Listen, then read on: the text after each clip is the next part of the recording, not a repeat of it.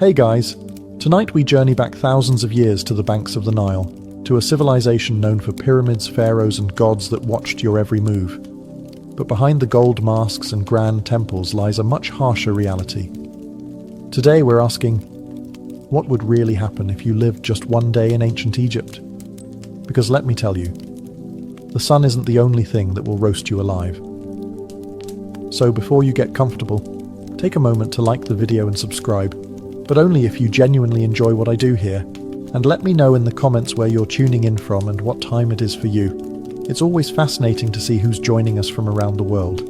Now, dim the lights, maybe turn on a fan for that soft background hum, and let's ease into tonight's journey together. Welcome to ancient Egypt, land of pyramids, gods, and relentless ultraviolet violence. Before you even open your eyes, the sun is already blasting through your reed hut, like it's auditioning for the role of unforgiving sky god. There are no curtains, no shades, and certainly no air conditioning. Just the raw, unforgiving heat of the desert, baking everything, including you, by breakfast. You're lying on a straw mat with a linen sheet that's more suggestion than protection. The Nile breeze you were promised in all those travel documentaries? Yeah, it's gone. Probably died sometime around 2800 BC. By the time you stumble outside, the temperature is already flirting with 90 degrees Fahrenheit, or around 32 Celsius, and it's not even mid-morning. The sun doesn't just shine in ancient Egypt. It attacks. Your linen tunic. Useless. It's like wearing tissue paper in a sauna. And don't even think about sunscreen. There's no aloe vera, no SPF 50, not even a floppy hat with a logo from a beach resort. Ancient Egyptians did have protective oils, but unless you're wealthy or work in a temple, you're not getting any of it. Your best option? Smear yourself with mud or crocodile dung, which apparently might keep you from turning into a human torch. Emphasis on might. By midday, the stones under your feet are hot enough to cook lentils. Shade is a luxury. Trees are rare. You might get a little relief hiding behind a mud brick wall, but even that wall is sweating by now. You, on the other hand, look like someone threw you into a clay oven and forgot to set a timer. And you better not complain. Ra, the sun god, is watching. And in ancient Egypt, the sun wasn't just weather, it was divine authority. The hotter the day, the more powerful Ra was feeling. So basically, if you're melting, it's a spiritual compliment. In short, surviving one day in ancient Egypt requires hydration, humility, and an ironclad tolerance for feeling like a roast chicken. And this is just the morning. You're finally out of bed, or rather, off your scratchy straw mat. And the good news is, the Nile is just a short walk away. The bad news? You can already smell it before you see it. Yes, the mighty Nile, the life-giver of ancient Egypt, revered as sacred, the reason civilization here even exists. But let's be honest, it also smells like a fish market had a bad breakup with a swamp. The banks are buzzing with flies, frogs, and things that probably shouldn't have legs but do. Still, this is where you bathe. Soap hasn't been invented yet, and even if it had, you couldn't afford it. Instead, you lather yourself in the freshest cleansing technology of the day, sand. That's right, exfoliation the Egyptian way. Just rub yourself down with coarse grains and call it skincare. It's like nature's sandpaper, but less effective. Washing clothes, also done in the Nile. And by washing, we mean pounding them against rocks, while praying that a crocodile doesn't mistake your laundry for a tasty midday snack. Oh, and just to make things more fun, let's not forget the occasional sewage runoff from upstream. Remember, people, livestock, and the occasional funeral boat all share this river. And yet, somehow, this is considered clean. You scrub, rinse, and emerge feeling slightly less sticky and only moderately more worried about leeches. If you're a city dweller in Memphis or Thebes, you might be lucky enough to use a public basin or cistern. But for everyone else, it's Nile or nothing, and don't expect privacy. This is a public bathing space, shared by families, neighbours, livestock, and the odd ibis pecking around your ankles like it pays rent. Water jars are filled and balanced on heads, carried back to your mud brick house before the midday heat turns the clay into toast. It's a daily ritual, spiritual, necessary, and slightly traumatic. So yes, the Nile is sacred. It feeds you, cleans you, and quenches your thirst. But let's not pretend it's a sparkling oasis. In reality, it's part miracle, part biohazard, and all you've got. By now you've bathed in the crocodile-infested Nile, you've sandpapered yourself semi-clean, and your body feels like a baked fig. Time for breakfast, the most important and least glamorous meal of your ancient Egyptian day. Let's set expectations. There are no eggs Benedict, no fruit bowls, and absolutely no iced lattes. Breakfast in ancient Egypt is less of a culinary event and more of a tactical refueling operation. You sit on a low stool, if you have one, or just squat in the corner like everyone else. The centerpiece of your meal? Bread. Lots of it. Dense, coarse, and often as chewy as a leather sandal. It's made from emmer wheat or barley and baked in clay ovens that may or may not be shared by the local rats. And don't be surprised if there's sand in your slice. Not as a topping, just an uninvited ingredient from the grinding stones. A daily dose of minerals, you could say. Then comes the beer. But don't get excited. This isn't crisp, bubbly craft ale. This is thick, cloudy, lukewarm, liquid bread. More porridge than pint. It's packed with calories and vaguely fermented. A medieval smoothie with the faint taste of sour cereal and survival. Even children drink it. Not to be edgy, but because it's safer than water. At least the brewing process boils out the parasites, unlike the Nile, which we just discussed is basically a petri dish. If you're lucky, and we mean very lucky, you might get an onion or a few dried dates to go with your carbon foam combo. Protein? Only if someone caught a fish and didn't immediately eat it raw. And as you chew your rock-like loaf and sip your grain sludge, flies buzz around you like it's a buffet. Because it is. For them. You swat at them with one hand, hold your cup with the other, and try not to think too hard about the fact that this is likely the best meal you'll have today. Breakfast in ancient Egypt isn't about flavor, it's about function.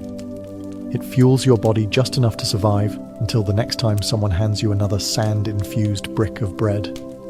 Bon appetit. You've had your gritty bread, your chunky beer, and just enough rest to call yourself functional. Now it's time to work. And trust me, ancient Egyptian labor makes modern burnout look like a spa day. Unless you're a scribe, priest, or royalty, which, let's be honest, you're not. Your job is pure muscle and dust. No air-conditioned cubicle, no coffee breaks, no ergonomic chairs. Just sweat, sand, and a constant risk of collapsing before noon. If you're a farmer, you'll be ankle-deep in Nile mud by sunrise, yanking weeds or planting barley under the eye of an overseer whose hobby seems to be yelling. You use wooden plows, crude sickles, and your bare hands. If your back hurts, congratulations, that means it's working. If you're a labourer, things get even more biblical. Imagine hauling multi-ton stones for temple construction under a blazing sun, while barefoot up ramps made of gravel and prayer. There's no OSHA here. You trip. That's a broken ankle and a shrug from the foreman. Working on tombs? That's another level of grind. You're hammering limestone, chiseling out burial chambers for people who'll get to rest longer than you ever will. And if you mess up a pharaoh's tomb, let's just say job security might involve a sealed chamber and a curse. And if you're a woman, you're not off the hook. Domestic work is also physical labour. Grinding grain, hauling water, weaving linen, caring for kids, and still helping in the fields. Your break is when the baby naps. For 7 minutes. While you prepare dinner. You eat on the go. You wipe sweat with your tunic. You keep moving. Because slowing down means falling behind. And falling behind means someone else gets your grain quota and you get the blame. There's no clocking out. The sun is your supervisor. When it finally sinks behind the horizon, you crawl home half alive, dust-caked, and dreaming of softer sandals and a less aggressive sun god. Work in ancient Egypt isn't just hard, it's endless. It's a full-body commitment to survival, day after day, until your body gives out or your overseer decides you're not worth feeding. And that's not even the worst of it. After sweating your soul out in the fields or quarry, you might be tempted to grumble. Maybe something small. A little, "this job stinks," or "why am I doing this again?" Stop. Right there. Because in ancient Egypt, complaining isn't just frowned upon, it's potentially treason. Why? Because your boss isn't just a ruler, he's a literal god. The pharaoh isn't some guy who got elected or born into a lucky family. He's the human embodiment of Horus, son of Ra, chosen by the heavens to rule over Egypt and keep Ma'at, divine cosmic order, intact. In other words, if the river floods well this year, thank the pharaoh. If it doesn't, well, maybe you didn't pray hard enough. Questioning his authority isn't just rude, it's blasphemy. Speaking ill of him could land you a date with a whip, a set of shackles, or an early trip to the underworld with none of your favorite burial goods. You see his face everywhere, on statues, temple walls, coins, even bread molds. His name is chanted in rituals. His image is painted larger than everyone else's in every mural. That's not artistic exaggeration. That's law. And don't expect to ever see him. If you're a commoner, the closest you'll get is watching a golden bark float by during a religious festival. Blink, and he's gone. Back to a palace you'll never enter, surrounded by officials, guards, scribes, and enough gold to finance a small civilization. Which, fun fact, he basically does. If you're lucky enough to work on a royal project, say, a tomb, a temple, or a statue the size of a mountain, you serve with divine joy. At least, that's what the state says. You say it too, because pretending you're honored to carve stone for 14 hours a day is safer than the alternative. And don't even think about rebellion. Pharaohs crush uprisings faster than you can say, dynasty. Just ask the last village that tried to withhold taxes. Oh wait, you can't. It no longer exists. So yes, the pharaoh is divine. And you're just lucky to be allowed to sweat in his name. Now get back to work. If you thought surviving under the sun was hard, just wait until you realize that in ancient Egypt, sand is your roommate, co-worker, seasoning, and mortal enemy. It's everywhere. In your clothes, in your bed, in your food. There is no escaping it. You could be working, praying, sleeping, or minding your own business in the market. And suddenly, a gust of hot wind sweeps by and turns your face into a grainy exfoliation experiment you didn't ask for. Let's start with the clothes. You wear linen. It's light, breathable, and about as effective at keeping sand out as a screen door is at holding back soup. It slides down your tunic, clings to your skin, and somehow finds its way into places you didn't know had creases. Eating? Good luck. Every loaf of bread is basically a sand trap. Since flour was ground between stone slabs, little bits of grit made their way into the dough. Egyptians didn't just eat their wheat, they ate their millstones too. It's why ancient dental remains are often worn flat like river rocks. Imagine chewing your breakfast while also filing your molars. Daily. And if you thought your house was a sand-free zone, think again. Your mud brick home has gaps, crevices, and windows with no glass. Perfect portals for wind-blown sand. Your floors are covered. Your cooking pots are full. Your bed is basically a sandpit disguised as furniture. Shoes? Optional at best. Most Egyptians walked barefoot, meaning you're always one step away from turning your feet into battered leather sandals. If you do have footwear, it's usually a basic pair of sandals made from reeds. Fashionable? Perhaps. Protective? Not remotely. Then there are sandstorms.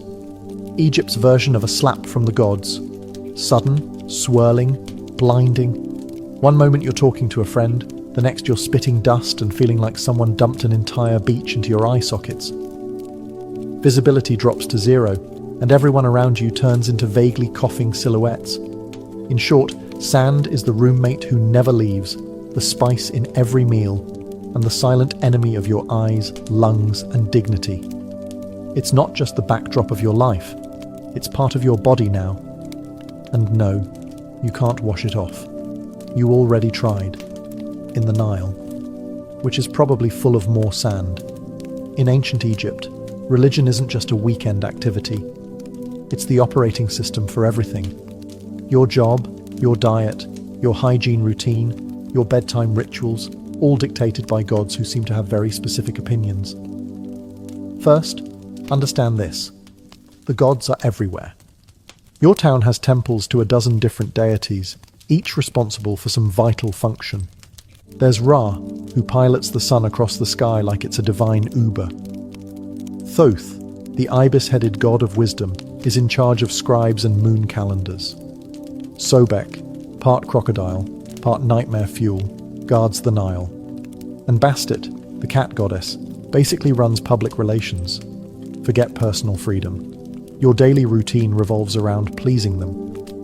Wake up, thank Ra, spill some beer, apologize to Hathor, stub your toe, curse quietly, or risk attracting a spirit with a grudge. Before meals, you offer a bit of food to the gods. Before bed, you pray that Set, god of chaos, doesn't toss your house into existential disarray overnight. Even funerals are multi-day affairs where the deceased must pass tests, avoid demons, and prove they were morally decent, or risk eternal erasure. Speaking of the afterlife, ancient Egyptians took it very seriously.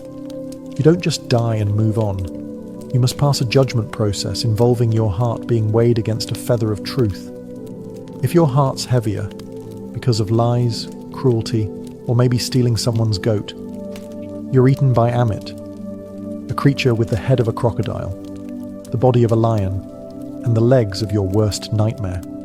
So yes, even in death, you're still on probation. But here's the twist.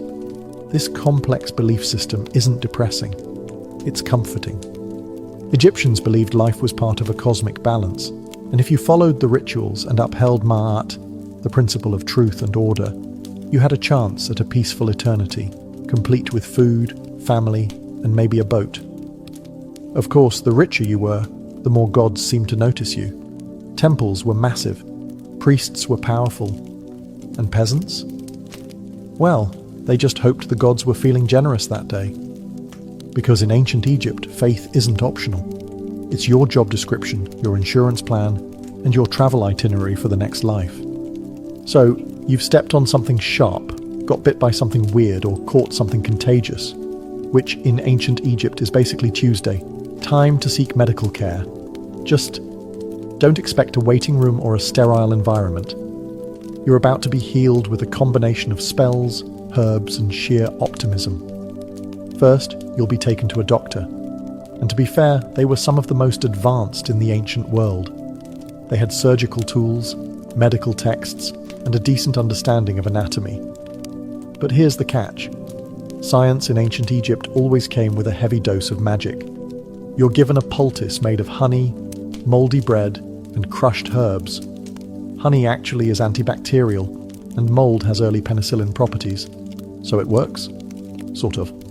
But before applying it, the healer will chant a protective spell just to be safe, because you never know when your stomach cramps are actually the result of a spiteful ghost or an angry god. Have a headache? You might get a dose of crushed onions rubbed into your scalp while someone recites a hymn to Thoth. Got a cough? Let's smear cow dung mixed with dates on your chest and see what happens. Eye infection, time for a paste of lizard blood, ochre and beer, plus a prayer to Horus. Surgery? It did happen, sometimes. Abscesses were drained, bones were set, and wounds were stitched with linen thread. But there's no anesthesia, just a sharp knife and a friend to hold your shoulders down while you scream into a mud brick pillow. Dentistry? Not great. Remember all that sand in the bread? Your teeth are worn down by your 20s. If one gets infected, your options are 1. Live with it. 2. Die from it. Or 3.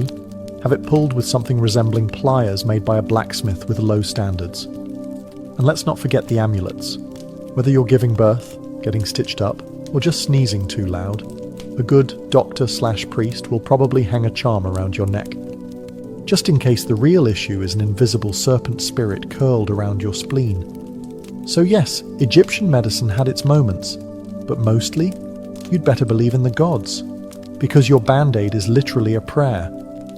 Here's a plot twist most people don't expect. Ancient Egyptian women had more rights than many women in later civilizations. They could own property, run businesses, file for divorce, and even take a man to court. Sounds progressive, right? But before you pack your bags for a time-traveling girl boss vacation, hold up. Because while the legal status might impress you, the day-to-day reality? Not so glamorous. If you're a woman in ancient Egypt, you probably wake up before sunrise. You're grinding grain by hand, using a giant flat stone that chews through both wheat and your spine.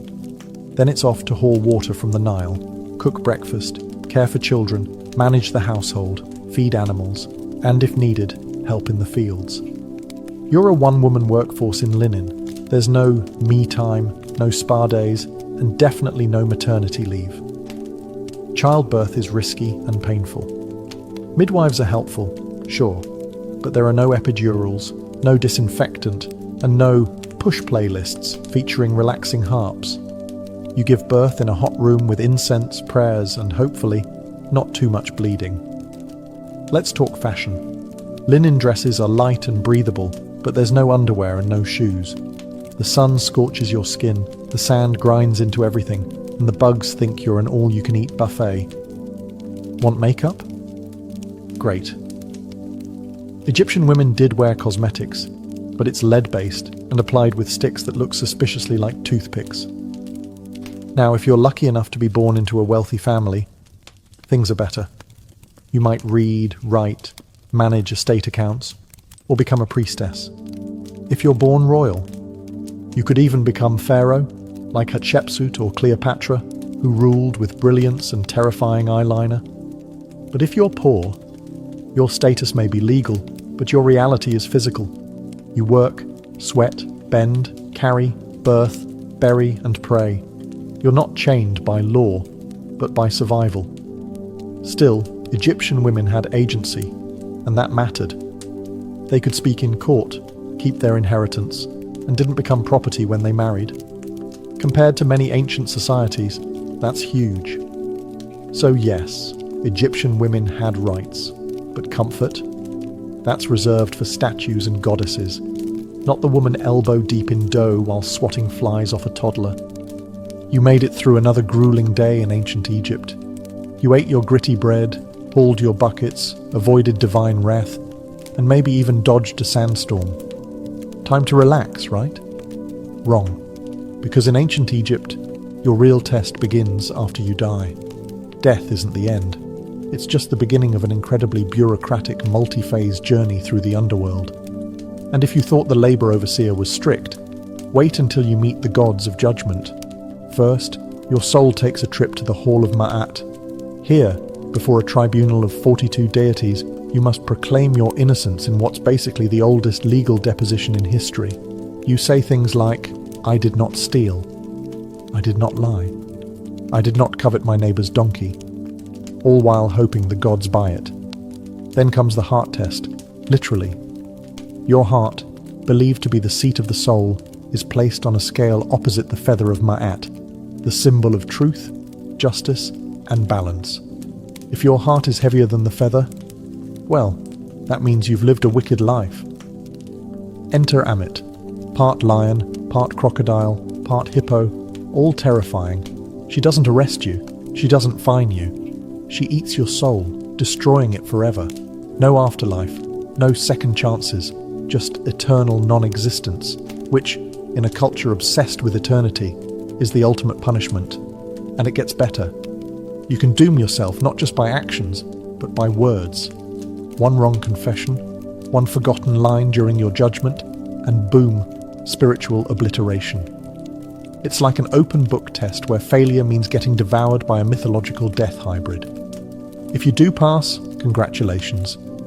You get to enter the field of reeds, a peaceful, idealized version of Egypt where your soul lives forever. With boats, with crops, with family. and presumably with fewer sand fleas. But the stakes? Enormous. That's why Egyptians obsessed over tomb preparation, funeral rites, and magical texts like the Book of the Dead, a spiritual cheat sheet full of prayers, spells, and helpful tips like, don't insult the crocodile god. So yes, the afterlife might be beautiful, but only if you live your life very carefully. One curse word, one unpaid temple tax, and your next stop is lunch for Amit. Sleep tight. If there's one small mercy in ancient Egypt, it's this: linen. Blessed, breathable linen. Your entire wardrobe, and everyone else's, is made from this plant-based fabric. It's light, cool, and lets your skin breathe in the scorching heat. That's the good news. The bad news? That's pretty much where the comfort ends. Whether you're a farmer, builder, priest, or vendor, you're wearing the same outfit every day. For men, a short white kilt or loincloth. For women, a straight, sleeveless linen dress, sometimes held up by straps, sometimes not. If you're upper class, you might have pleats or beads or fancy patterns. If you're not, it's plain white or slightly greyish, depending on how long it's been since laundry day. Oh, and laundry day? You're hand-scrubbing your clothes in the Nile while hoping a hippo doesn't emerge mid-rinse. Underwear? Optional. Footwear? Also optional. Most people go barefoot. Sandals made from woven reeds or leather are reserved for special occasions or temple priests.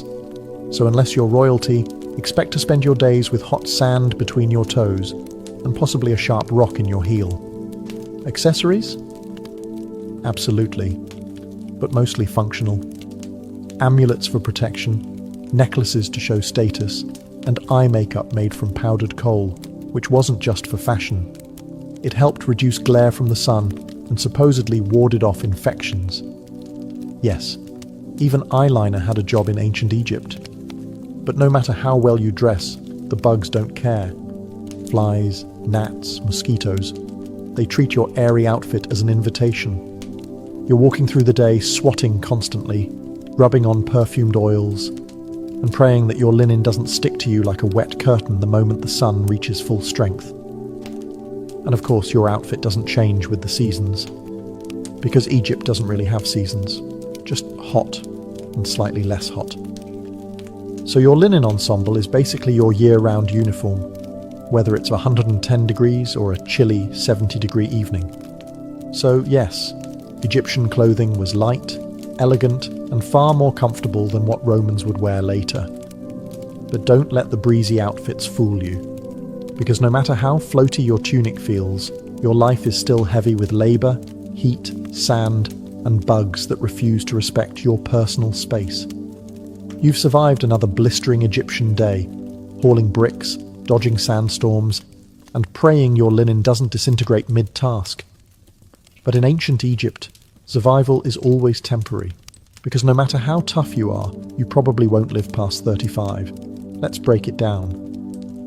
If you make it past childhood, which is already an achievement considering infant mortality rates were sky high, you're thrust straight into adulthood by age 13. Marriage, work, and child rearing all start early, because honestly, you're running out of time. You might die from heat stroke, or an infected cut, or childbirth, or crocodiles, or scorpion stings, or bad bread. And forget antibiotics. If you get a fever, the best treatment is honey, herbs, and hoping the gods don't have other plans for your soul. But here's the twist. Egyptians weren't scared of death. They planned for it. In fact, they planned for it better than most people plan for retirement today. If you're rich, you commission a tomb, the ancient version of a 5-star eternity suite.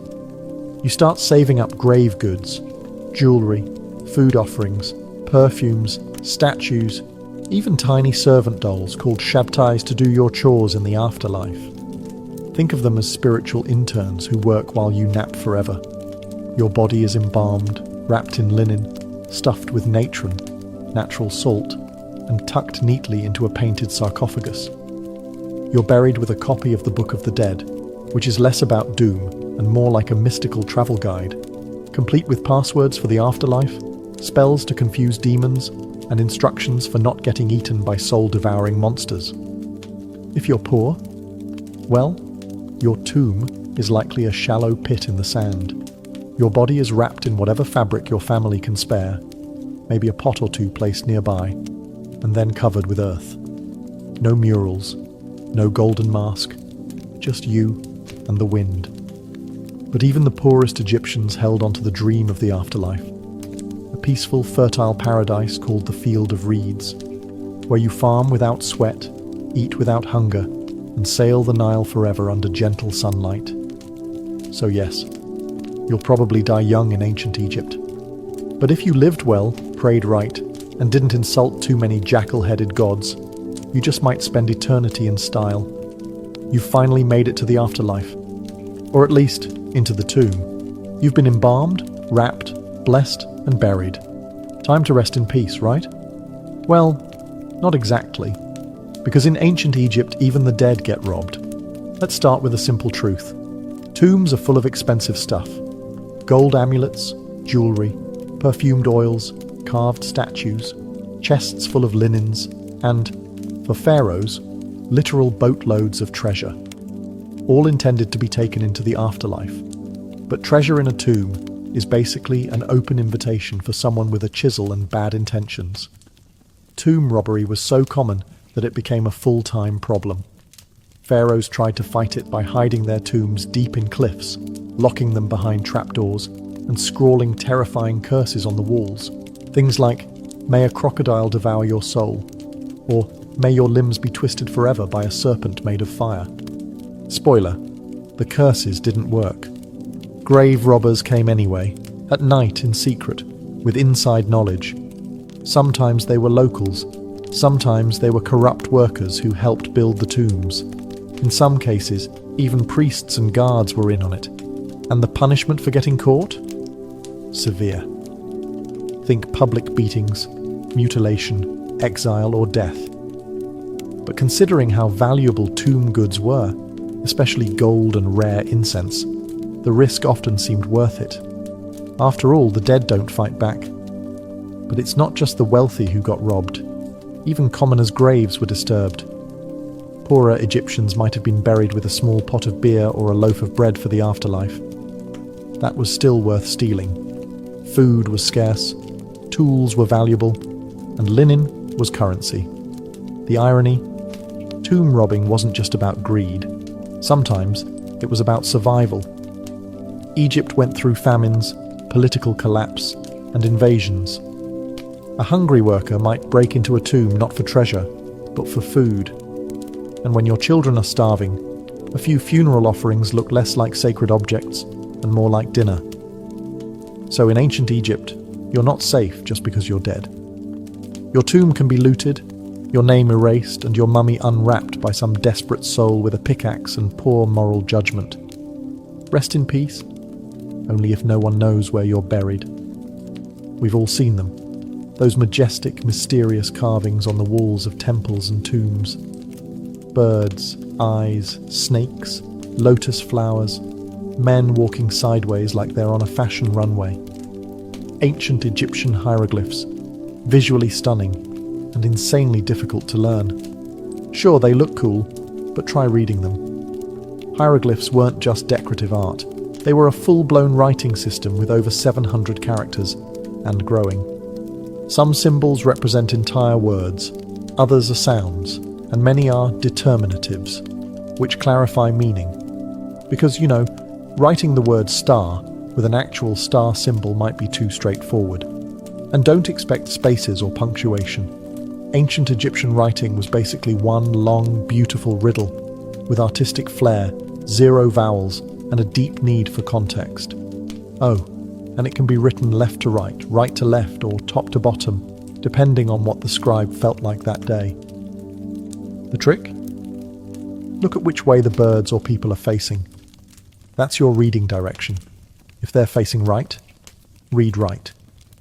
Facing left, read left. And if they're upside down, good luck. Learning to write hieroglyphs wasn't for commoners. Literacy was rare. Maybe 1% of the population could actually read and write. If you wanted in, you had to become a scribe, which meant years of intense education, starting as a child. You'd memorize hundreds of symbols, copy endless scrolls, and practice so much that your hand probably curled into a claw by age 15. But the payoff? Huge. Scribes were respected, well-fed, and never made to haul bricks under the sun. Instead, they wrote tax records, court documents, letters, and religious texts. They were essential to society and protected from most manual labor. In a world where writing was power, scribes ruled quietly from the shadows. For the rest of the population, though, writing was something magical, literally. Hieroglyphs were believed to have sacred power. Writing someone's name preserved their soul. Erasing it, total spiritual annihilation. So yeah, spelling really mattered. So while hieroglyphs may look like ancient emoji, they're more like a linguistic Rubik's Cube wrapped in myth, math, and mystery. Beautiful? Yes. Easy to learn? Absolutely not. After 14 chapters of heat, hunger, sand, superstition, and backbreaking labor, it's time to ask the big question. Would you survive a single day in ancient Egypt? Let's be honest. Probably not. Sure, it's easy to romanticize the ancient world. Golden tombs, lotus-scented air, graceful hieroglyphs, gods with animal heads, and a thing for order and beauty. But behind the iconic monuments and stunning art was a world of brutal realities that spared no one but the elite. Your average Egyptian day started with a dirt floor, a cloud of flies, and the knowledge that if you didn't work, you didn't eat. You walked barefoot on blazing sand, hauled water, cooked over open fires, lived shoulder to shoulder with bugs, smoke, and livestock. You worried about disease, divine punishment, and whether a snake might slither into your sleeping mat.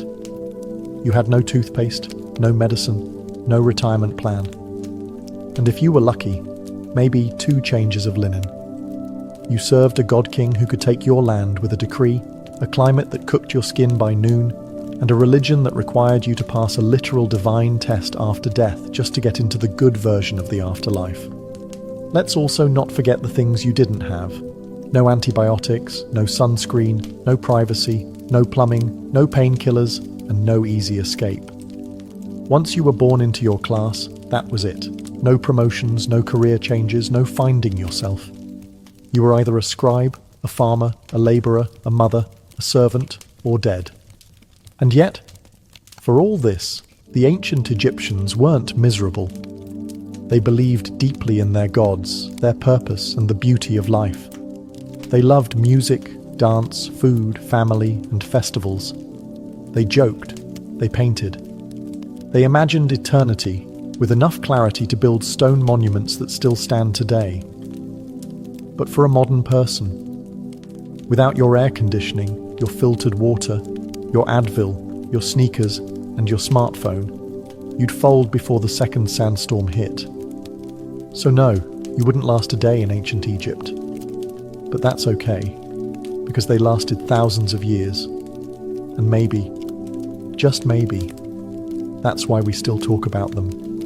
In the heart of ancient Teotihuacan, one pyramid refuses to be forgotten. Its surface is adorned not with peaceful symbols of faith or gentle gods, but with snarling, open-mouthed stone serpents, dozens of them. They jut out from the temple's facade as if frozen in mid-strike, fangs bared, eyes wide. This is the temple of the feathered serpent, known to many as the Temple of Quetzalcoatl. But unlike most temples that reach for the sky with reverence, this one feels different. It feels predatory. From the moment you approach it, there's an eerie sense that you're being watched. The stone serpent heads aren't mere decoration, they were warnings, symbols of divine wrath. And beneath their gaze, something horrific once unfolded. Excavations over the past few decades have revealed something that archaeologists didn't expect. Hidden beneath the temple's base were not just ceremonial offerings, but something far more disturbing, human remains. And not a handful. Over 200 bodies, many of them decapitated, hands bound behind their backs. Young men, warriors perhaps, buried in groups, ritual sacrifices arranged with mathematical precision. Some were buried with obsidian knives at their sides, others with necklaces made of human teeth, or jewelry crafted from jawbones. They weren't simply thrown into the ground, they were deliberately placed in positions of symbolic significance. It's clear, this was no mass grave. It was a message, a divine transaction carved into stone and sealed with blood. But what kind of belief system justifies such horror? Who demanded so many lives be taken at once? The Temple of the Feathered Serpent wasn't just a religious building. It was a theatre of power, a place where rulers fused cosmology, warfare, and fear to maintain control over a city of more than 100,000 souls. And this ritual bloodletting may have been the cost of keeping the cosmos in balance. As you stand before this temple today, gazing at those stone serpents, you're not just looking at art or architecture. You're looking into the eyes of a civilization that believed the gods needed blood, and that they had every right to deliver it. But who were these people? Who commanded such violence and vanished without a trace? The answer lies in the shadows of Teotihuacan. Before the mighty Aztec Empire, before the Maya carved their cosmic calendar into stone, there stood a city unlike any other in the ancient Americas, Teotihuacan. Its name, given by the later Aztecs, means the place where gods were born. And when you walk its immense avenue of the dead, flanked by pyramids that scrape the heavens, you start to understand why. At its height, around 100 to 250 CE, Teotihuacan was a sprawling metropolis of over 100,000 people, making it one of the largest cities in the world at the time, rivaling ancient Rome, Alexandria, and Chang'an in size and influence. It was a city meticulously planned. Wide boulevards, gridded streets, apartment compounds housing extended families, multi-story structures made from volcanic stone. And at the center of it all, 3 massive pyramids. The Pyramid of the Moon, the Pyramid of the Sun, and the Temple of the Feathered Serpent. But here's what makes Teotihuacan different. No one knows who built it. Seriously. To this day, we don't know the name of the people who constructed this place. We don't even know what they called themselves. There are no written records, no kings' names carved into stone. Teotihuacan seems to have been a society ruled not by a single monarch, but perhaps by a council, a theocracy, or something altogether foreign to our understanding of ancient power. And despite this anonymity, their influence was colossal. Evidence of Teotihuacan's power has been found hundreds of miles away, from the Maya cities of Tikal and Copan to the distant Zapotec capital of Monte Alban.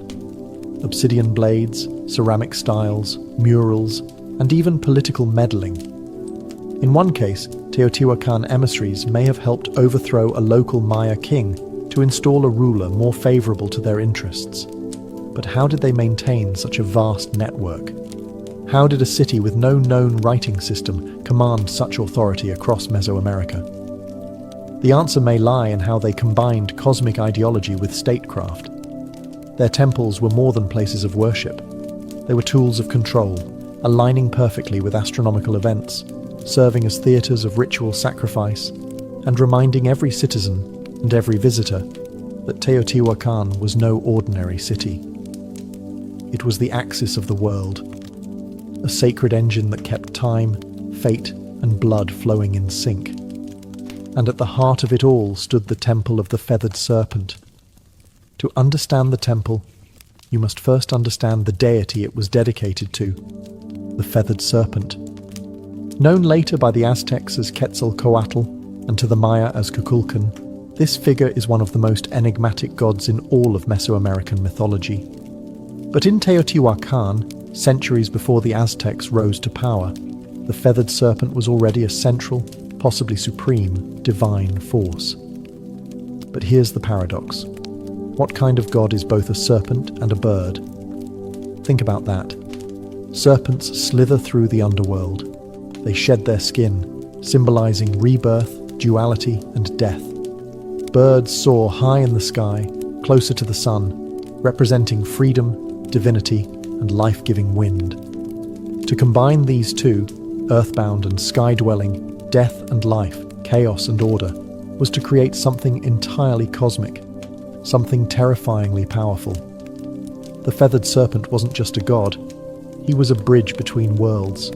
On the facade of the temple, carved in deep relief, we see dozens of his images: goggle eyes, bared teeth, plumed headdresses. Some historians believe these represent the god himself. Others suggest they're warriors or priestly figures, adorned in divine regalia to signal their authority. Either way, they are everywhere.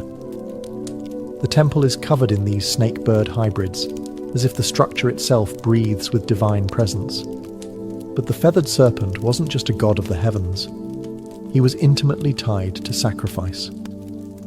Blood was the fuel that kept the cosmos in motion, and Quetzalcoatl, though later remembered as a gentle, civilizing deity, had a much darker role in Teotihuacan. He demanded offerings, and not just of maize or incense, but of life itself. In some myths, he descended into the underworld to retrieve the bones of the dead and create humankind. But to bring life from death, there had to be a trade. The gods sacrificed themselves for humanity, and humans, in return, were expected to do the same. The Temple of the Feathered Serpent wasn't just a monument to faith. It was a cosmic engine, designed to link the sky, the earth, and the underworld through ritual. Every stone, every serpent head, every buried victim fed into that system. Teotihuacan didn't just worship the feathered serpent, they embodied his logic, paradox, power, and blood. And the most disturbing truths were hidden beneath the surface. For centuries, the Temple of the Feathered Serpent stood silently, a weathered, imposing structure half swallowed by time. Locals whispered legends, scholars made guesses, but no one could have imagined what was buried beneath its layered stones until archaeologists broke through in the late 1980s and early 2000s. What they found wasn't just unexpected, it was unsettling. Hidden beneath the temple's foundations were a series of long sealed chambers and pits, each filled with carefully arranged human remains. These weren't the messy results of war or disease. These were deliberate sacrifices, systematic, ritualistic, cold. The victims, numbering over 200, were young men, many between 15 and 25. Some wore necklaces made of human jawbones. Others had their hands tied behind their backs. A few were decapitated. Obsidian knives, sharp and black as night, were scattered nearby, the unmistakable tools of ritual slaughter. And this is where it gets darker.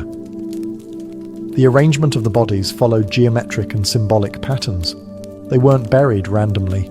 They were placed in quadrants, cardinal directions, possibly to mirror the cosmos. Even the number of bodies mattered. It wasn't just about death. It was about meaningful death. Offerings surrounded the victims: jaguar bones, serpents, exotic shells from the distant Gulf Coast, figurines, and obsidian blades that had never been used in battle. This wasn't punishment, it was a gift. These young men, most likely warriors, had been selected not to die in disgrace, but to die as part of something transcendent. To the Teotihuacanos, the very act of building a temple may have required human sacrifice. It was as if every stone had to be consecrated with blood, every layer raised only after an offering had been made. The deeper you dig, the more sacrifice you find. In one chamber, archaeologists discovered elaborate tunnels filled with mercury and mica, materials associated with the underworld. The floor glimmered like water. Was this a symbolic passage to the land of the dead? A mirror of the night sky? The more they excavated, the more it felt like the temple was not built on top of death, but constructed to encase it. The blood didn't stain the stone by accident. The stone was meant to hold the blood, and all of it was for the gods. Look closer at the Temple of the Feathered Serpent, and you'll notice something strange, something unnerving. It doesn't just sit on the landscape, it aligns with the universe. Teotihuacan wasn't built randomly. The entire city was laid out along precise cosmic axes. Its central avenue of the dead runs at a 5-degree angle off true north. Not a mistake, but a deliberate shift, possibly to align with the setting of the Pleiades star cluster or the sun on specific ritual dates. The Temple of the Feathered Serpent sits directly along this avenue, locking it into a grand celestial blueprint. But why? What were they trying to align with? Archaeologists and archaeoastronomers have debated this for decades. Some suggest the temple lines up with the equinox sunrise. Others argue it connects to Venus, the planet most sacred to Mesoamerican civilizations, often associated with war, sacrifice, and rebirth. When Venus rose or set, wars were declared, offerings made, and temples activated with ritual fire. Even the temple's dimensions seem intentional. The repetition of the number 7, the number of visible planetary bodies, appears in its step platforms. There's symmetry, rhythm, and a stunning understanding of both earthly math and cosmic cycles. And beneath the surface, more clues. In 2003, archaeologists uncovered a tunnel beneath the temple. Not a crude passage, but a deliberately constructed subterranean world. The walls were once covered in powdered pyrite, a shimmering mineral that would have reflected light like starlight. Combined with mercury pools and mica-lined walls, the tunnel seemed designed to replicate the cosmos itself. To walk through it would be like traveling through the Milky Way, a symbolic journey to the underworld, or perhaps to rebirth. Was this temple not just a place of sacrifice, but a cosmic machine? A portal that aligned earth, sky, and the spirit realm. Some scholars believe Teotihuacano saw time as circular, not linear. Every ritual, every building, every sacrifice wasn't a one-time event. It was part of an eternal cycle. Death leading to renewal, sacrifice fueling rebirth. The temple's alignments may have helped predict celestial movements, coordinate harvests, and more importantly, time when to offer blood. The Temple of the Feathered Serpent wasn't just looking at the stars. It was trying to speak to them. The Temple of the Feathered Serpent wasn't just a spiritual beacon, it was a political weapon. Its very design was meant to overwhelm, to intimidate, to remind every viewer, local or foreign, who held the reins of power in Teotihuacan. Imagine standing in its shadow 1,800 years ago. You, a visitor from a smaller city-state, would arrive at the Avenue of the Dead, already awestruck by the sheer scale of Teotihuacan. But when you reached the Temple of the Feathered Serpent, you'd freeze. The serpent heads stare at you, their fangs bared. Jaguar symbols growl from the stone. The plaza ahead once held massive gatherings, not just for celebration, but for public ritual. You might even witness a sacrifice. The ruling elite of Teotihuacan understood something crucial. Fear is power, and nothing stirs fear like divine wrath. By orchestrating ritual executions in broad daylight, surrounded by cosmic symbols and death imagery, they sent a clear message. The gods are with us, and we are not afraid to feed them. But this wasn't chaos. This was theatre.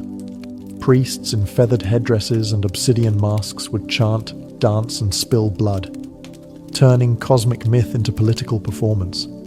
It wasn't just about pleasing the gods. It was about reminding everyone watching that the city's rulers had direct access to the divine. They alone could open the heavens or summon rain, protect the people, or destroy their enemies. Even the architecture helped reinforce this propaganda. From the temple's upper tiers, leaders could look down upon the plaza. They controlled not just the narrative, but the very physical space in which it unfolded. The people looked up, at the gods, at the rulers, at the sacrifices, and knew their place. And for outsiders, Teotihuacan didn't need to conquer with swords. It conquered with symbols. Visiting dignitaries would carry home tales of awe and terror. They would speak of the feathered serpents, the endless avenues, the blood rituals that lit the sky red. In a world where gods ruled through fear, Teotihuacan positioned itself as their chosen mouthpiece, and the Temple of the Feathered Serpent was the loudest voice of all. At its peak, Teotihuacan was the heartbeat of Mesoamerica, a city of fire and stone, of gods and blood, a city that seemed destined to last forever. But around the year 550 CE, something changed.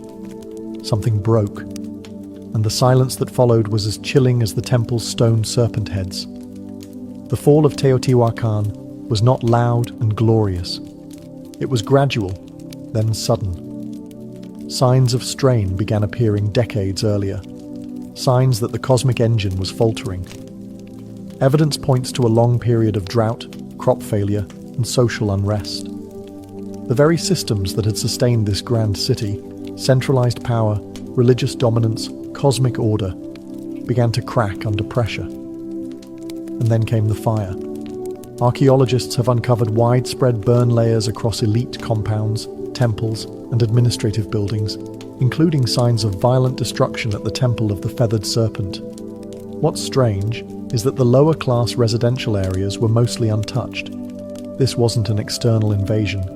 This was an uprising, a rebellion, possibly from within. The very people who once watched sacrifices in awe may have risen against their priest kings. The Temple of the Feathered Serpent, once a symbol of divine authority, was ransacked. Sculptures were defaced, fires were set, ritual spaces were desecrated, and then silence. Teotihuacan wasn't completely abandoned overnight, but it lost its soul. Trade networks collapsed. Artistic production ceased. The great rituals stopped. The ruling elite disappeared. The temple no longer spoke. And yet, the mystery only deepened. Because while the city faded, its memory endured. Centuries later, the Aztecs arrived in the Valley of Mexico and stumbled upon its ruins. They were awestruck. They believed gods had built this place. They named it Teotihuacan, the place where gods were born. They built their own myths around its pyramids, revering it as sacred ground, even as they had no idea who its original builders were. To them, the Temple of the Feathered Serpent was not a ruin. It was a relic of divine truth. But the irony remains. The most powerful city of its time, built on cosmic order and blood, vanished without a written word, without a final record, leaving behind only stone and questions. The gods, it seemed, had gone quiet. For over 1,000 years, the Temple of the Feathered Serpent lay buried beneath layers of dust, volcanic ash, and silence. Locals avoided it. Farmers tilled around it, and the world forgot it. Until the modern age of archaeology arrived and cracked open the secrets buried within its heart. In the early 20th century, Mexican archaeologists began excavating Teotihuacan. What they found was astonishing, a perfectly engineered city far older than the Aztecs. But it wasn't until the 1980s and 2000s that the temple itself began to yield its most intimate and most chilling revelations.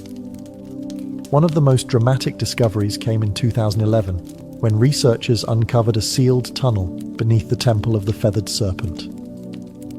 It had been deliberately closed off nearly 1,800 years earlier, as if to prevent anyone from entering ever again. After years of excavation, scientists unearthed a cosmic corridor, a symbolic underworld lined with pyrite to mimic a starlit sky, pools of liquid mercury, and thousands of ritual objects. Jade statues, rubber balls, obsidian blades, and even carved wooden masks. It felt less like a tomb, and more like a message. Why would the ancient builders go to such lengths? What were they trying to preserve or hide? Some experts believe the tunnel was used in initiation rituals. Others suggest it symbolized the creation of the world, a mythological womb where gods were born, where kings were made, where divine order was negotiated between humans and the cosmos. The mercury, once thought to be only toxic, may have represented water, or the fluid veil between worlds. And among all these glittering fragments was one persistent whisper. The feathered serpent still lingered, not just as a myth, but as a presence, in murals, in carvings, in the geometry of the temple itself. The serpent hadn't disappeared. It had coiled inward, deep into the bones of the city, waiting to be rediscovered. And with each excavation, each uncovered jawbone or golden ornament, we draw a little closer to its message. One carved not in language, but in stone, sacrifice, and shadow. Modern science has given us X-rays, drones, and ground-penetrating radar. But even with all our tools, one truth remains. The temple still keeps secrets.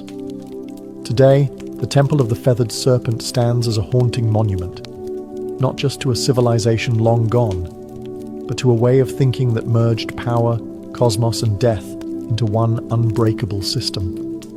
Tourists snap photos. Children run past the stone serpent heads. But the ground beneath their feet is soaked in 1,000 untold stories and over 200 known human sacrifices. And still, the temple endures. Its legacy is not just architectural, it's psychological, spiritual, cultural. The feathered serpent, this paradoxical god of sky and earth, continued to evolve.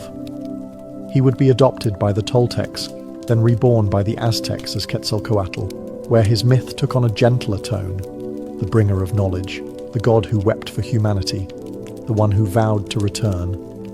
This reimagining of the serpent god shows how myths don't die, they transform. Even in modern Mexico, echoes of the feathered serpent persist, in art, in murals, in literature, and in national identity.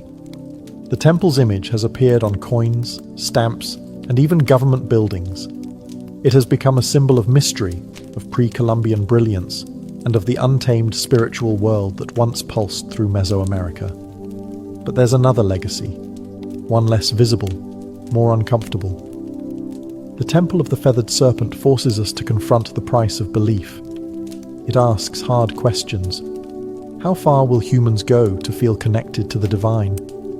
What happens when power and religion become indistinguishable? Can beauty coexist with terror? In many ways, the temple isn't just a historical site. It's a mirror, a reflection of us, our fascination with life after death, our hunger for meaning, our capacity to build monuments of staggering beauty and to stain them with blood. The temple teaches us that greatness comes with shadows, that civilizations can soar to impossible heights while burying their secrets beneath the stones. And maybe that's why we keep returning, not just to visit, but to understand. Because deep down, we know the serpent is still watching, not to strike, but to remind. Remind us of what we once were, and what we still might be. Before we spoke in words, we spoke in rhythm. Tens of thousands of years ago, long before the invention of writing, even before the birth of language itself, early humans began to create something that could only be described as sound with intention. Not speech, not melody, but rhythm. A hand slapping hollow bark, a stick tapping a stone, a foot stomping earth in time. Somewhere in that ancient repetition, something magical emerged, the first drumbeat.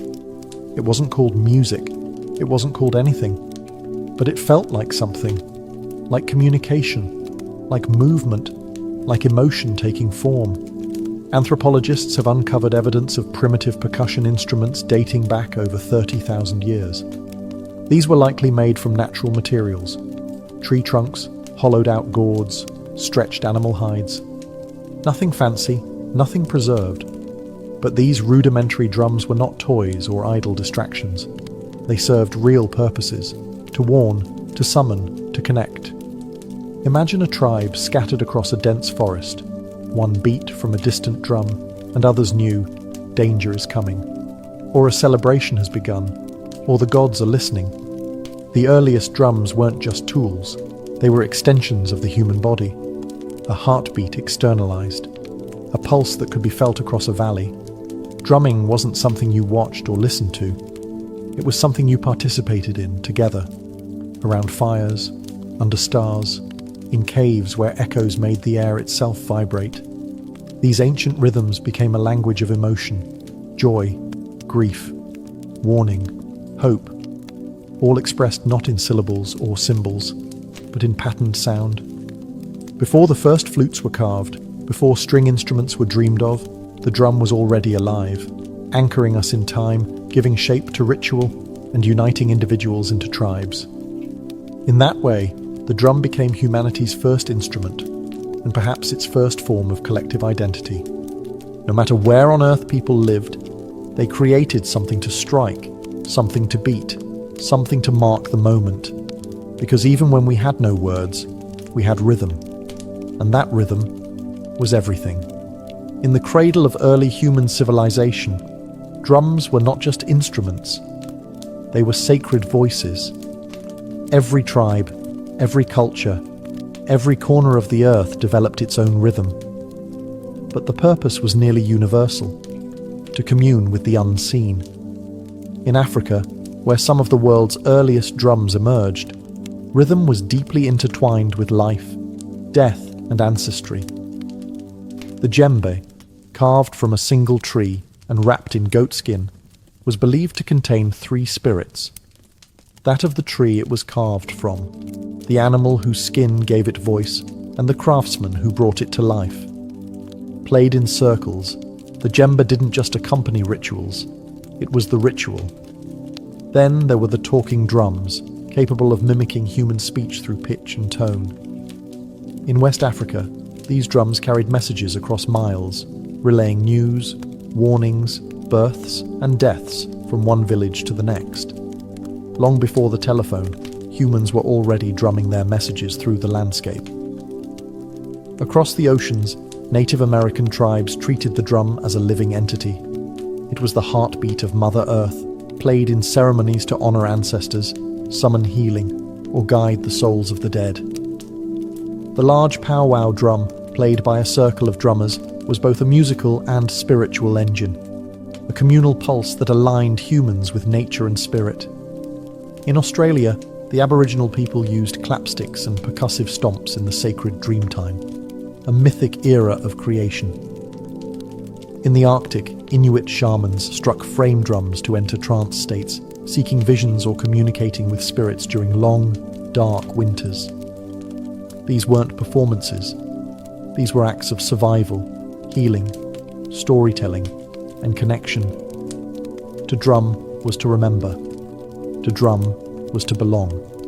And always, it was communal. Drums brought people together into sacred circles, synchronizing hearts and intentions. No sheet music, no stage, just bodies moving, hands striking, souls stirring, all unified by rhythm. It didn't matter where on earth you stood. If you heard a drum in the distance, you knew. Something sacred was happening. Something that words alone could never express. From sacred circles to bloody battlefields, the drum has always spoken, sometimes with comfort and sometimes with command. As human societies evolved into kingdoms and empires, drums transformed into tools of domination, instruments of order, and weapons of fear. The earliest armies didn't have radios or megaphones. They had drums. In ancient China, massive drums called bo were struck to coordinate troops across vast terrains. With a single resonant boom, commanders could signal a charge, retreat, or flanking maneuver. These drums weren't just loud, they were strategic. Each rhythm meant something specific, and trained soldiers knew how to listen, even through the chaos of battle. In Mesopotamia, temple drums were used to announce rulers and summon the public. But in times of conflict, they echoed through city walls, terrifying enemies with a deep, relentless thunder. It wasn't just percussion, it was psychological warfare. When the Romans marched, they brought with them the tympanum, a frame drum used in processions and by cults like that of Cybele. Though not a battlefield instrument in the way horns and standards were, it carried symbolic power, the sound of empire, discipline, and order. But no army wielded drums quite like the Ottomans. Their meta bands, the world's first known military orchestras, unleashed an overwhelming storm of drums, cymbals, and horns before battles. The relentless pounding of curse, giant kettle drums, and davul, double-headed bass drums, struck terror into the hearts of enemy forces.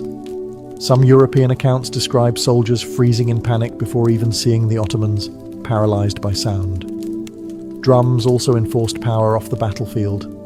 In royal courts across Asia, Africa, and Europe, drum ensembles announced arrivals, marked coronations, and underscored political rituals.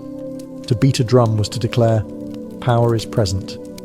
Even enslaved people in the Americas used drums as tools of resistance. On plantations, rhythmic communication kept culture alive and helped orchestrate secret rebellions. The drum, even under oppression, refused to be silenced. So whether it signaled divine right, military discipline, or raw fear, the drum has always carried a message. This is who rules, this is who marches, and this is the rhythm of power. As civilizations branched out across continents, so too did their rhythms, evolving in form, purpose, and philosophy. In the East, drums became tools of precision, spirituality, and ceremony. In the West, they leaned into military power and eventually orchestral grandeur. Two worlds, two paths, one heartbeat. In India, the drum became a sacred instrument of divine language. The tabla, with its crisp tones and fluid grace, was used in classical music and devotional performances, but it was more than accompaniment. It was conversation. Each stroke had a name, a meaning, a syllabic identity. Indian drumming wasn't just percussive. It was spoken poetry, trained over decades. The tabla player was not just a musician, he was a linguist of rhythm. In Japan, the taiko drum emerged as a ceremonial giant. Played in Shinto rituals, theatre and war, taiko required not just technical skill, but physical discipline. The drummers moved with martial precision, their stances grounded like warriors. In festivals, the booming taiko echoed through mountain valleys, believed to drive away evil spirits and call the gods down to earth. Meanwhile, in Indonesia, the kendang drum led the hypnotic flows of gamelan orchestras, guiding dancers and musicians in sacred temple ceremonies. These rhythms were layered, interlocked, and celestial, a sonic reflection of cosmic harmony. Across the world, in Europe, drums had a different story. They were largely utilitarian during the medieval period, signaling soldiers, marking time, enforcing discipline. It wasn't until the Renaissance and Baroque eras that drums began to enter formal music. Even then, they were kept in the background, timpani thundering beneath royal fanfare or echoing in grand cathedrals. In this divergence, you see two philosophies. The East saw rhythm as art and spirit, something tied to breath, chant, and meditation. The West saw it as structure and force, a tool to rally, march, and measure. But both understood the drum's core power, to shape time, to dictate pace, to elevate ritual, to connect humans in ways that transcend language. East or West, sacred or strategic, the drum remained central. Always listening, always speaking. From mountaintop temples to jungle clearings, from desert fires to candlelit cathedrals, drums have always had a place where the human meets the divine. Long before organized religion took root, rhythm was already a sacred language, a way to pray, to summon, to transcend. In Africa, drums were not just instruments, they were spiritual beings. In Yoruba traditions, for example, the batar drum was used to communicate with the orishas, gods and ancestral spirits. Drummers weren't performers, they were priests. The rhythms they played were encoded prayers, inviting the gods to descend and dance among the living. Each pattern had a purpose, each beat a direction. In Hinduism, the drum appears even in the hands of gods. The deity Shiva, in his form as Nataraja, dances the cosmic dance of creation and destruction with a small hourglass-shaped drum in hand, the damaru. Its beat represents the pulse of the universe itself. From silence to sound, from void to form, the drum is a divine heartbeat. In Buddhism, The ritual frame drum is used in monastic chants and meditation ceremonies. Its slow, soft strikes guide breath and awareness, acting like a metronome for the soul. It's not loud. It's not aggressive. It simply reminds the practitioner to return, again and again, to the present moment. Across the Americas, indigenous tribes use drums in vision quests, sweat lodges, and healing ceremonies. The beat is constant, steady, mimicking the rhythm of the womb, helping participants enter trance states or connect with ancestral spirits. In these spaces, the drum doesn't just accompany prayer, it is the prayer. Even within Christianity, where rhythm was often subdued, the drum still found a sacred role.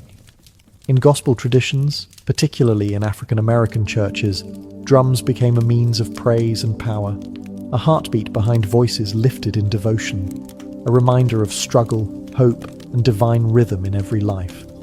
No matter the faith, the ritual, or the God invoked, the drum has been there, not as decoration, but as a vessel for energy, intention, and the mysteries we cannot speak.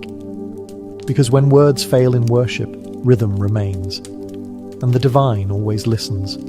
For thousands of years, drums were solitary instruments, one body, one sound, one purpose. But in the heart of the industrial age, something revolutionary happened. In factories, streets, and music halls, percussion was reimagined. And by the early 20th century, multiple drums were no longer scattered across a stage. They were united, forming something entirely new, the drum kit. It was born out of necessity. In the late 1800s, military and theatre bands required several percussionists to play bass drum, snare, cymbals, and woodblocks, each handled by a different person. But space was tight, and budgets were tighter. So drummers began to combine instruments into a single playable setup. By 1909, the first bass drum pedal was patented. A drummer could now strike a massive drum with one foot, freeing their hands to do more. The idea caught fire. Over the next few decades, drummers added hi-hats, toms, cowbells, and ride cymbals, creating a setup that could mimic an entire percussion section, all from one seat. What emerged was more than a tool. It was a drummer's throne. And then came jazz. In smoky clubs and underground dance halls of New Orleans and Chicago, the drum kit exploded into life.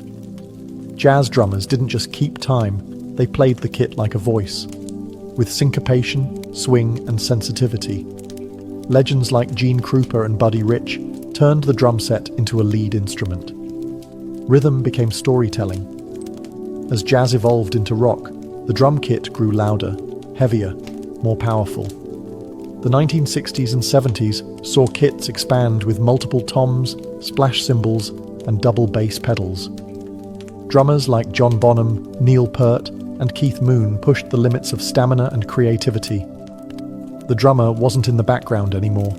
He, or she, was the engine. Today, the drum kit is a global staple, from gospel churches to EDM stages, from punk garages to world tours. And even as digital kits and drum machines rise, the physicality of a live drum kit, the sticks, the skins, the sweat, remains irreplaceable.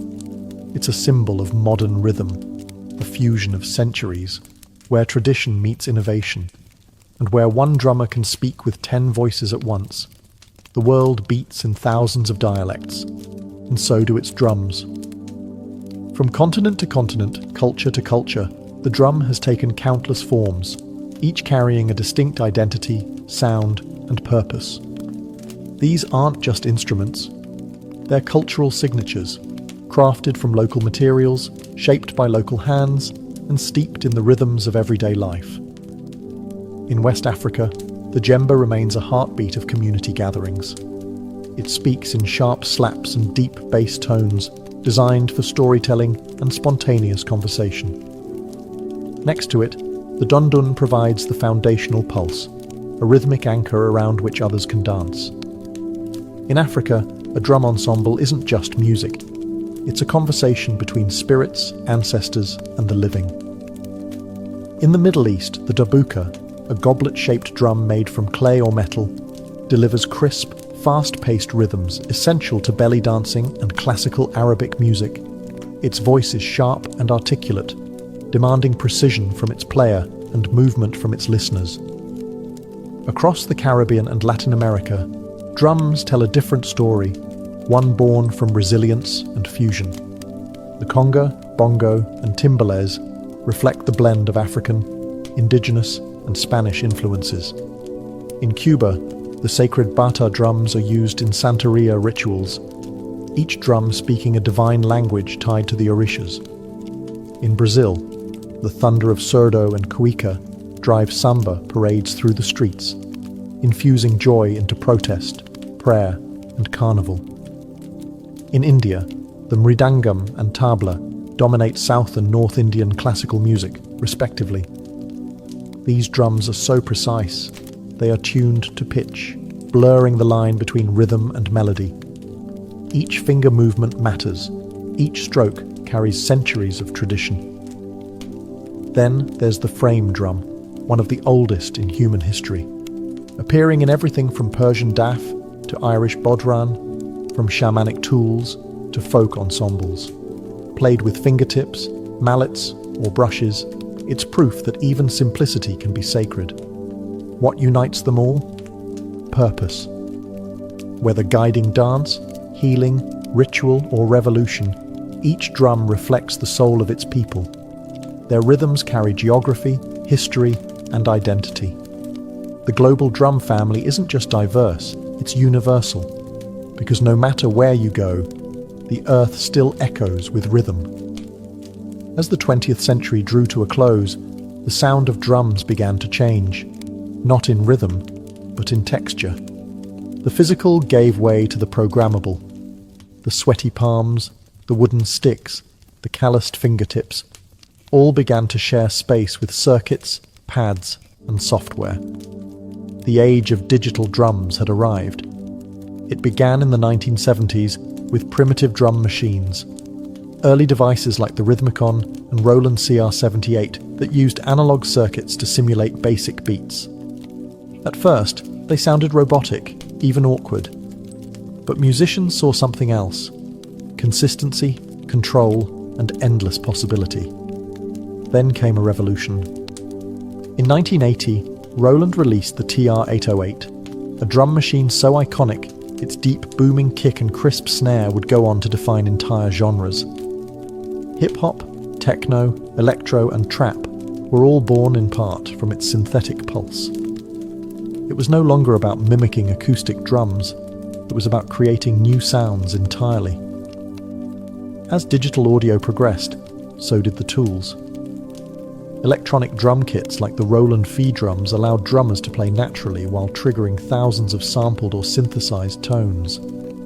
Artists could now rehearse silently, record without microphones, and switch drum kits with the press of a button.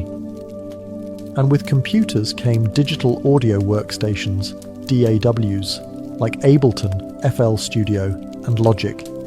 Now, anyone with a laptop could build complex rhythms, layering kicks, snares, hi-hats, and sub-bass into vast sonic architectures. Finger drumming on MIDI pads became an art form of its own. Some feared this shift meant the death of traditional drumming, a replacement of human feel with cold precision. But that didn't happen. Instead, hybridity emerged. Acoustic drummers began integrating triggers and samples into their kits. Producers started layering human-played drums with machine beats. The organic and the synthetic found a groove together. Digital drums didn't erase the past. They reimagined it. And today, we live in a world where a single person in a bedroom can build rhythms once requiring entire orchestras, where ancient grooves from Africa, Asia, and the Americas can be sampled, twisted, and given new life in neon-lit dance floors.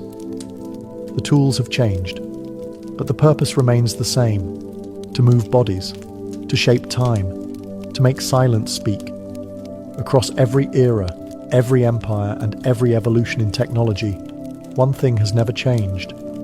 The drum remains our oldest and most enduring voice. From ancient fire circles to modern concert halls, from sacred rituals to digital dance floors, The drum has never been just about music. It's about connection, to ourselves, to each other, to something bigger. It is the heartbeat we all share. Not metaphorically, literally. Because even before we're born, nestled in the womb, the first rhythm we ever hear is that of our mother's heart. Steady, safe, alive. And when life begins, we chase that rhythm forever. The drum has been our companion through joy and war, through worship and protest. It has marched beside kings and risen with rebels. It has echoed through temples and subway tunnels. It speaks in every language, because it is a language. One that bypasses thought and speaks directly to the body, the bones, the blood. In moments of grief, we drum to mourn. In moments of ecstasy, we drum to celebrate. And in the quiet spaces in between, we drum to remember who we are. Today, percussion continues to evolve. You can find handpan street musicians weaving new age rhythms on city corners, indigenous communities preserving ancient drumming traditions against all odds, stadium drummers rallying crowds in unison, children banging pots and pans with instinctual joy. Even artificial intelligence is learning rhythm, but no algorithm can replicate the human soul behind a single imperfect beat. Because rhythm is not just counted, it's felt. And maybe that's why the drum has outlived empires and trends.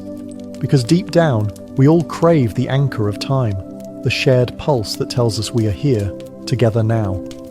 No matter how advanced our instruments become, or how virtual our experiences grow, there will always be something profoundly grounding about skin on skin, stick on hide, hand on wood, a beat, a breath, a beginning. The drum is not a relic of the past. It is a reminder that we were always meant to move in rhythm, to listen, to feel, to play. And as long as humanity endures, the drum will never be silent. Before Manhattan became a forest of glass and steel, it was an island of shadows, not cast by towers, but by church steeples and sloping rooftops. In the early 1800s, the skyline barely existed. The city clung to the southern tip of the island, a dense sprawl of brick townhouses, timber-framed shops, and dirt-packed roads. Buildings rarely climbed beyond 5 or 6 stories.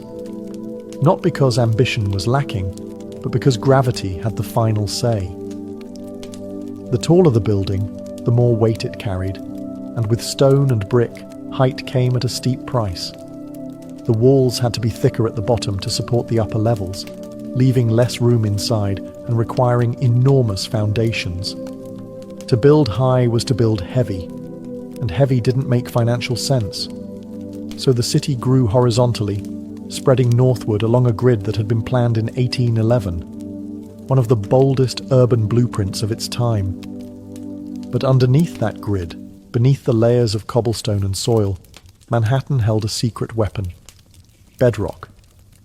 Deep, dense and unwavering, the granite spine that ran beneath the island would one day support some of the tallest structures in human history.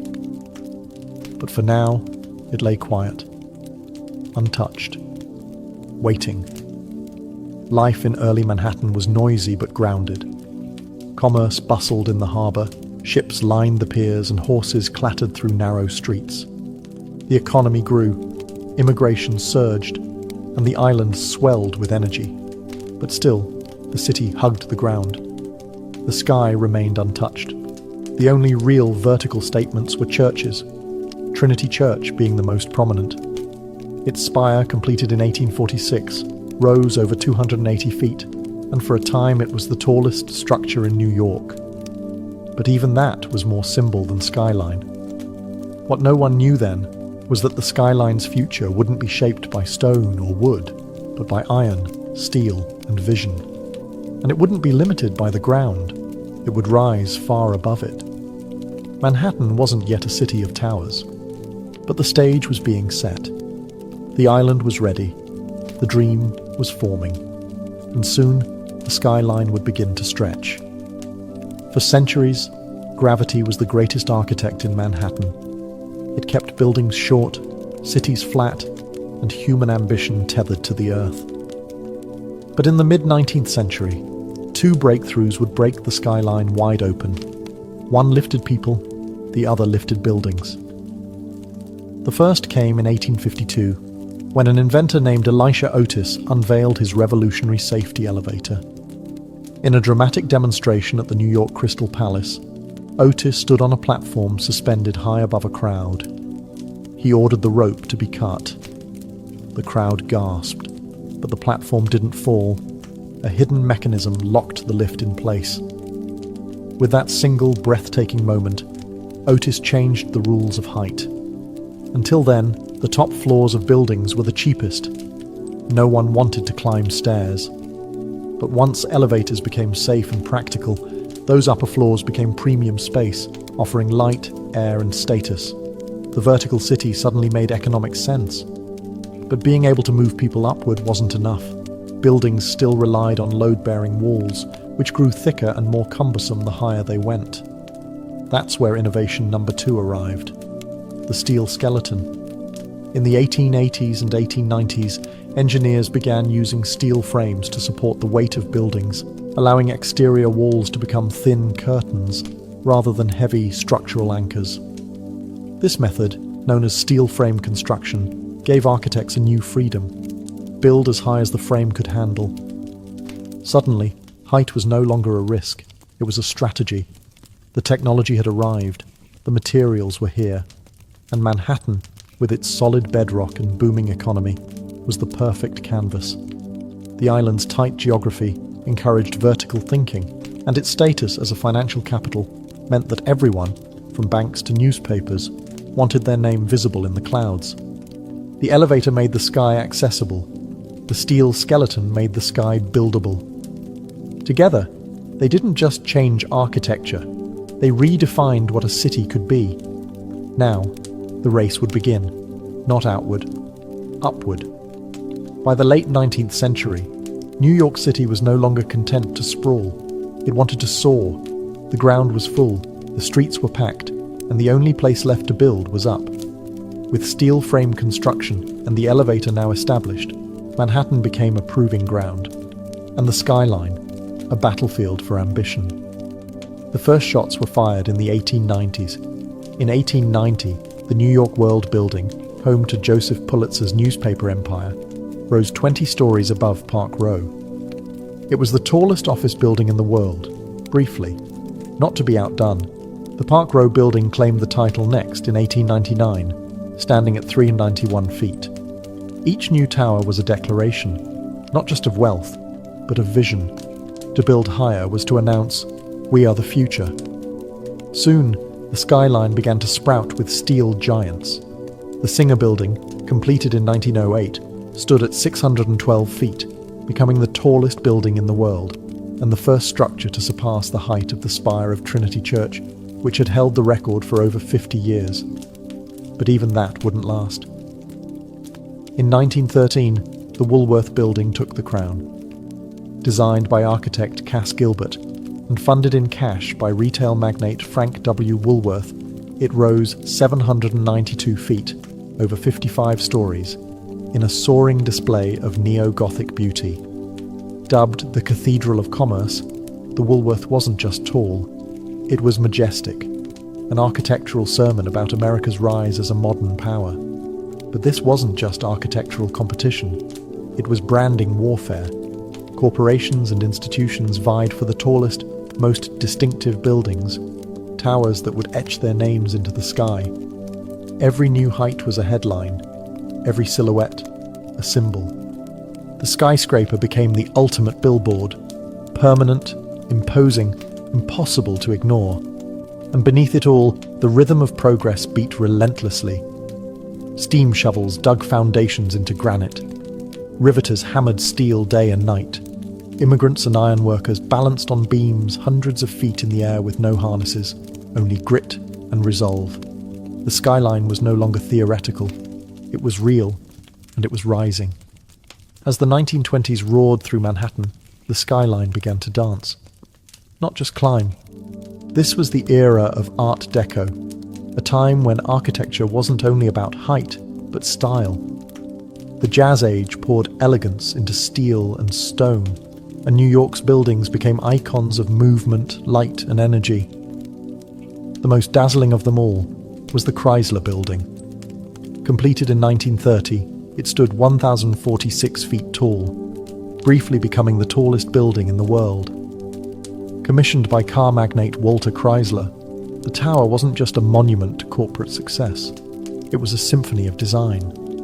Its stainless steel spire, built in secret and hoisted into place overnight, shimmered in the sun like a crown. Ornamental eagles, modelled after hood ornaments, jutted from the corners like guardians of the future.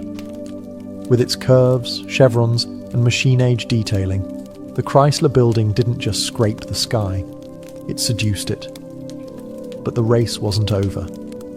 Just a few blocks away, another titan was rising, the Empire State Building.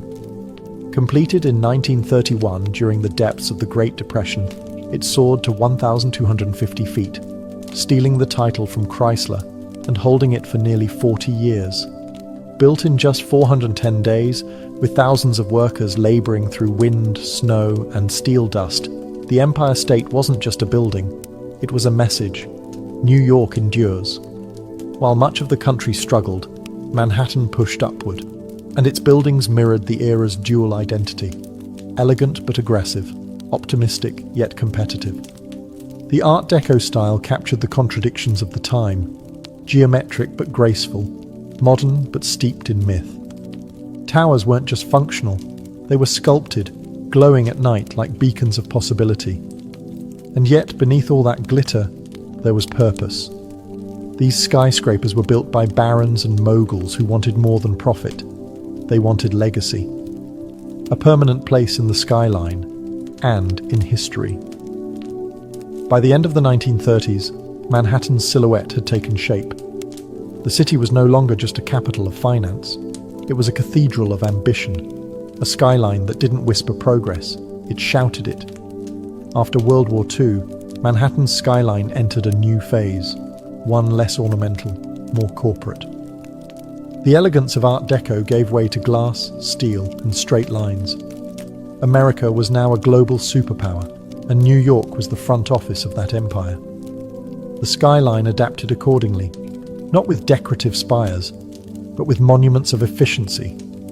In 1952, the United Nations headquarters rose on the East River, a bold, boxy glass tower flanked by low marble wings. It marked a shift in tone: global, diplomatic, futuristic. It wasn't just a building, it was an architectural statement about international order in the atomic age, and it set the tone for what would follow. Next came the Lever House in 1952 and the Seagram Building in 1958, both defining examples of the international style. These towers, with their curtain walls of reflective glass and steel frames, were minimalist by design, free of decoration, stripped of sentiment. They didn't look like cathedrals or castles. They looked like machines, precise, modern, and ruthlessly practical. The Seagram Building, designed by Ludwig Mies van der Rohe, was especially influential. Its bronze-tinted glass, uniform grid, and open plaza introduced a new kind of urban presence, not to impress with flourishes, but to project order, discipline, and power.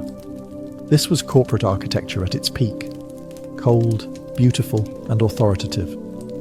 As businesses boomed, so did the skyline. Midtown became the hub for America's major corporations, banks, media companies, law firms. These new skyscrapers didn't compete for beauty. They competed for square footage, for location, and for presence on the horizon. Gone were the soaring spires and gargoyles. In their place stood mirrored monoliths, anonymous giants that reflected not just the clouds, but the ambitions of Wall Street. And yet, in their silence and simplicity, these towers spoke volumes.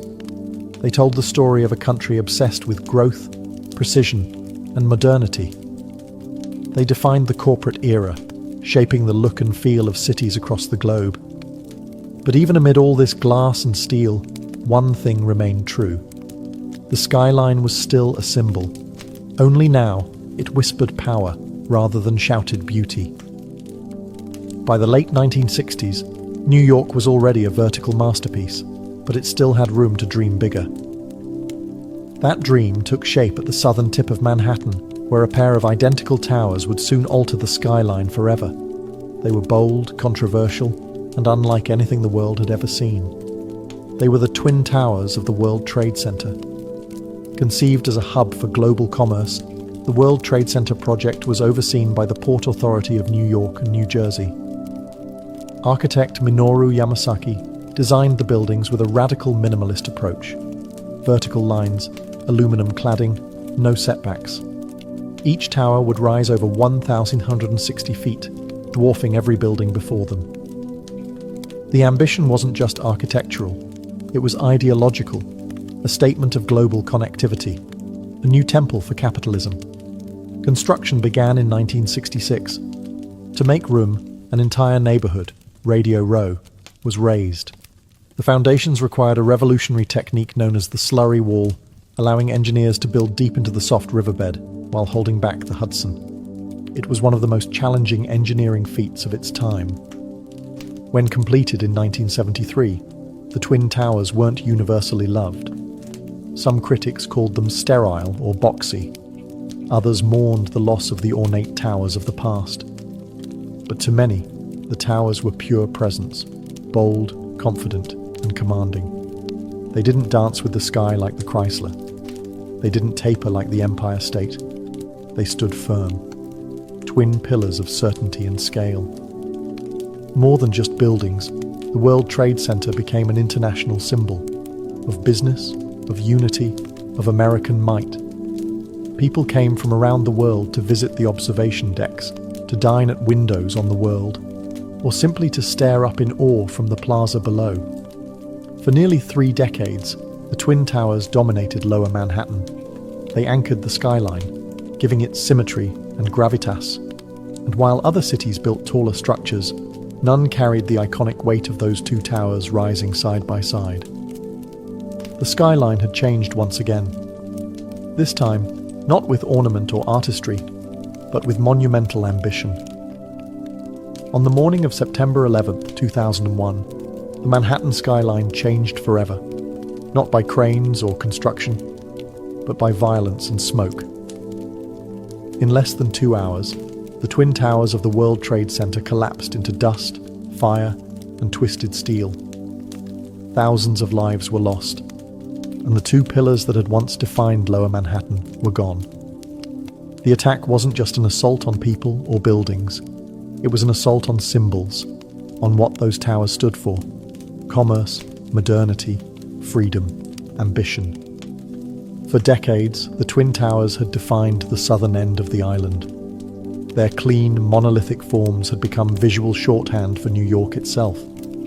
Now, that skyline was fractured. In the days and weeks that followed, Lower Manhattan became a wound, open, smouldering, raw. Where once there had been height and light, there was only absence. And that absence echoed. Photographs of the skyline looked hollow. The familiar silhouette was broken, and the space that had once pulsed with global energy became known as Ground Zero. For the first time in a century, Manhattan wasn't building up. It was mourning. The city grieved, but it also endured.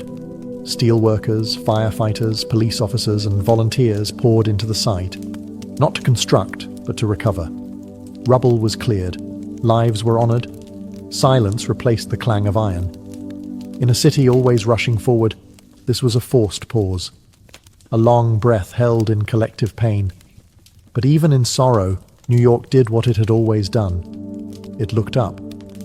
Discussions about rebuilding were complicated, emotional, political. What should take the place of the towers? Should anything rise again? Could the skyline be restored without erasing the loss?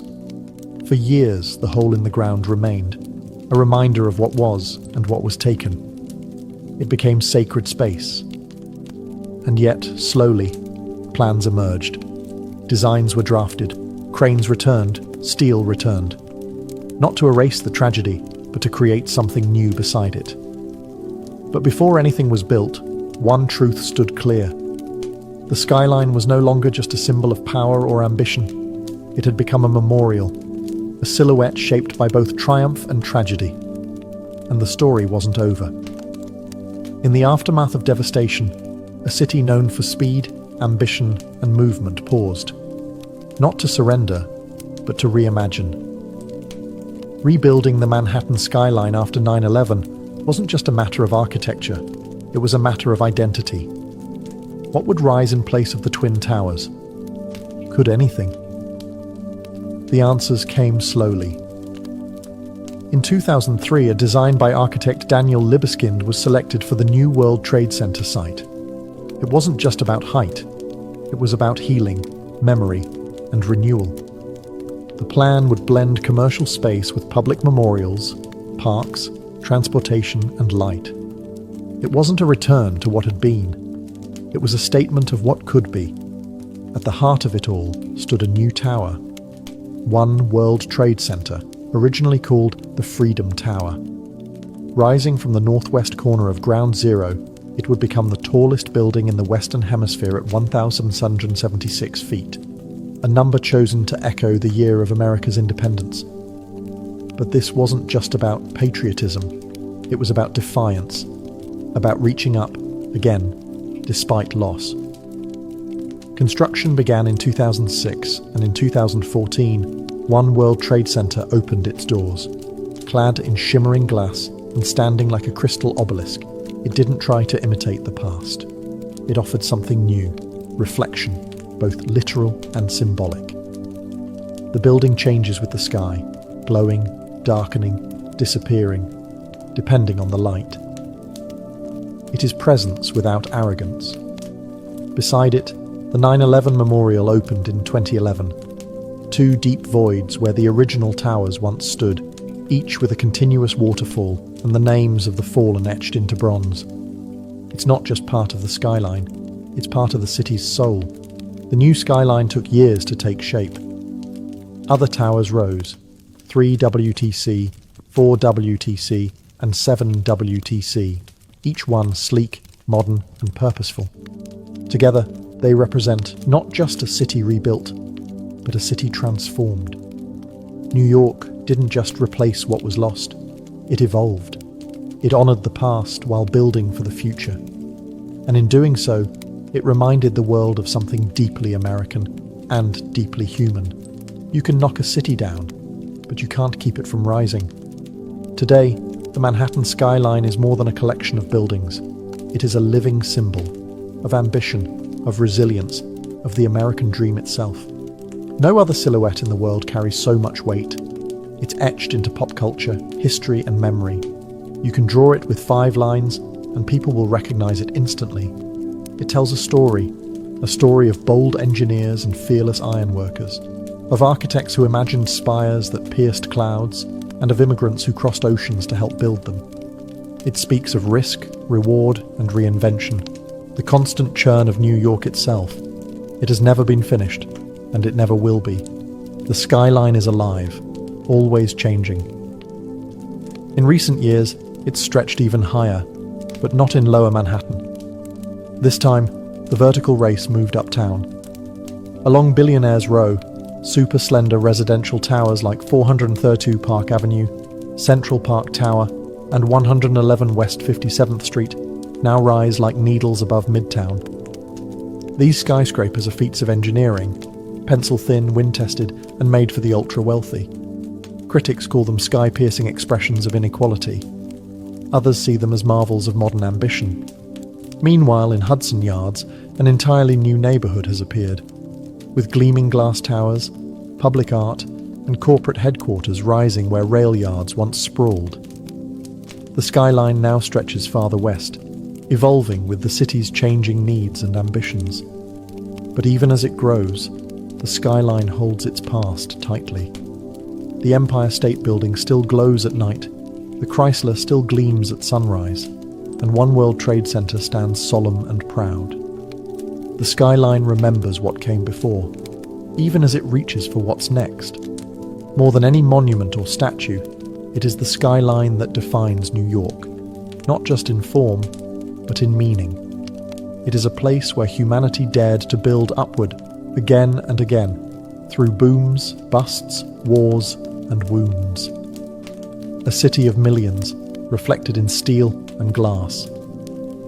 It doesn't just mark where the city ends, it marks where dreams begin. Because in Manhattan, the sky has never been the limit, it's just the next floor.